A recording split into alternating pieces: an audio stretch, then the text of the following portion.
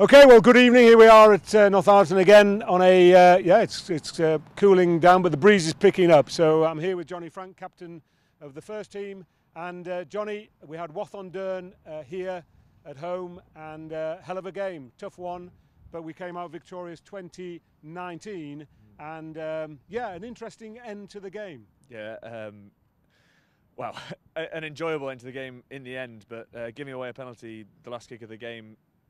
It was all on that kick. I don't mean to take the mickey, but I am pleasantly happy that he missed basically in front of the post.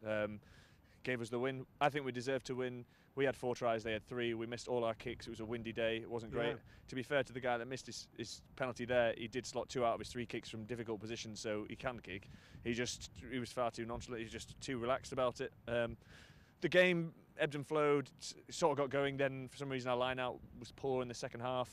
The wind might have picked up as well, potentially. A few knock-ons I knocked on, a couple of others knocked on. You knocked on for your hat-trick. Yeah, hat-trick avoidance on purpose. but we scored a couple of great tries. The first try, right up at the top, nice movement down the backs. Yeah. It looked good, and that was part of our strategy, I think, to get the ball wide, run them around a bit. Last time we played them, what were we on? 38, 39 unbeaten. It was a massive game for us. We took our almost first team there.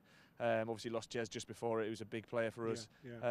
And they were up for it. We were up for it. For some reason, we just didn't click that day. There were obviously external factors that influenced it, but they won. And ever since, it sort of stuck with a few of us. We've wronged a few. We've righted a few wrongs there, I guess.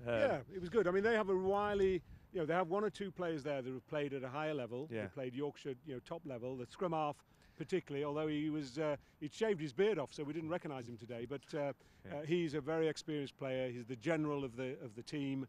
And although he went off for a bit, they played pretty well without him. But then he came back on, if you noticed, towards the end, just to secure it. I think the difference certainly from the touchline was that they were very clinical. They didn't lose possession. When they had it, they just kept rolling.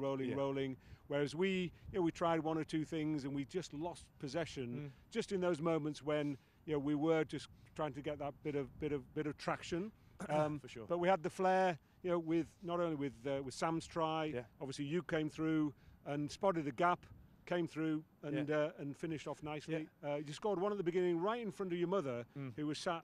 Was that planned, or was that just... that was from my mum. That was there for you go, well, it was nice. Thanks a lot. It's Mother's Day shortly. I think this month, later on. For those that you don't know. And then, of course, you got one down here, which was, a tough one. You saw a gap and went for it. Yeah. For me, so what, I scored. It doesn't matter. As long as we're scoring tries, I want us to win. I've always said that. I don't. That's probably because I don't score many myself. But it's always about the team scoring, the team doing well. I really don't care about who actually scores. We get that. Sam got another good one. He got a fantastic one. So how many Sam got 2? Sam's probably he got 1 today. Did he get 2 today? He got 2. Maybe he got 2 and I got 2, right? Oh yeah, superb. The other one, I great completely one. forgot. But the key for me, the whole game. Yes, those guys knew how to drill. They knew what to do. They went back blind quite well. But like you've said before, you've alluded to, we had a game plan. Last time we went away against them, they were going down with injuries. They were trying to find the ball, even though it was right in front of them, and they were losing it all the time when there were stoppages. Just give their guys a rest. We wanted it quick. Hoppy got some balls pumped up, throwing them on at the sidelines. I know. We had quick game, and every time we did have a couple of breaks and went wide, it was the try line was begging for us, and it was good play. You can see that we've got some players coming in and out at the moment, and it takes a little while for them to get going, or they're doing things that aren't uncharacteristic for them. They are good enough. They're warming themselves back in. So for example, we lost Ian. He got injured last week. He's recovering. It's important he recovers. Fair enough. We've had a change in the centres. We've had a change in the second row. No, I thought we've had a change in the front row as well. The changes, and then we've won against Wath, who were pack orientated, and we've managed. No, absolutely, Johnny, you're spot on. I mean, it was interesting. Ben was outside you. Tackled like a Trojan as he always does. He's a great speed. Player, with him and Sam on there, that's not a bad partnership. No. With a bit of pace outside.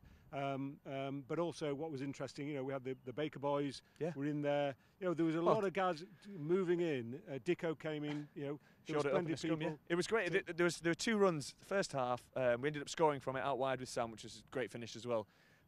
There was Dave Baker. He probably ran 20 metres. Came on the shouted to me, just pop it. So I drew a man, popped the ball. Dave steamrolling through, carried, bobbed someone off. We go back. We come back one face to the left and come back again to the right. And then Phil turns up and he does the same bounce as another guy 3 times. That's great to see. It really, you know, great to watch on the sidelines, but it's great for us on the pitch as well. You feel confident then. Get some momentum. Really good. No, it was good. It worked well, and the lads stepped in, and Jack got on, and Jack did a great saving tackle on the touchline. Yeah. You know, the team, you were working hard, and hey, you know, yeah, you're right. You alluded to at the beginning, the line-outs weren't great, and that's probably the conditions more than anything. Yeah. But we got away with it, and you know, and obviously he had a drop goal attempt, and then he had a penalty attempt, and you know, these things happen. I was talking to Steve, who's their fixture secretary. He used to be their chairman, and because these boys won Twickenham last year, senior Vars, but the kicker, and you said right at the beginning.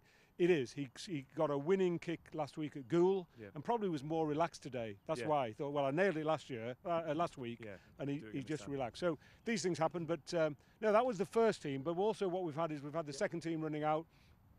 Great. Some of the first team lads coming back. Greeny's there playing, you know, getting back from injury. Peaky was there, and PJ, and there's some players there, but also some young lads. You know, captained today by Alex Wallace, who stepped in at prop last week up at Sunderland.